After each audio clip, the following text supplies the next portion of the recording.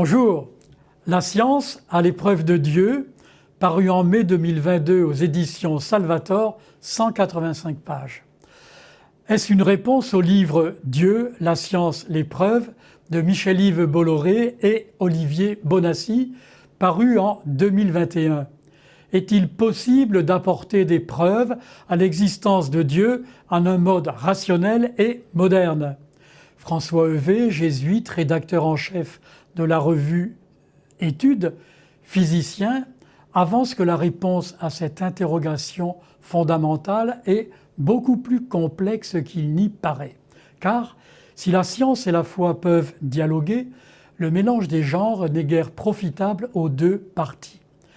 La réflexion passe entre autres par Thomas d'Aquin, pour lequel toutes choses naturelles sont ordonnées à leur fin par un être intelligent, que nous appelons Dieu. Si on ne peut en fournir les preuves de son existence, on peut cependant en déceler les signes. Sans cesse, nous butons sur les mêmes énigmes: le mystère du monde, celui de ses origines, celui d'une intervention de Dieu dans le cours des choses humaines.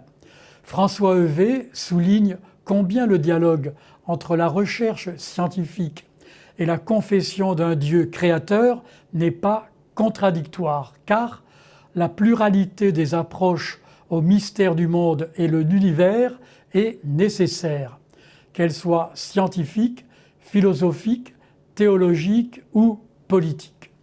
Le livre s'achève sur un entretien avec Étienne Klein, physicien, directeur de recherche au CEA et professeur à l'École centrale Paris. Prétendre, dit Klein, que l'on peut prouver scientifiquement l'existence de Dieu impliquerait que la science ait terminé sa propre construction au point de pouvoir trancher sur toutes les questions, y compris celles qui ne sont pas scientifiques. Le dialogue entre la science et la religion se poursuit. Si la science peut aider la religion à se purifier de la superstition, à l'inverse, la religion peut aider la science à se purifier des faux absolus. Merci et au mois prochain.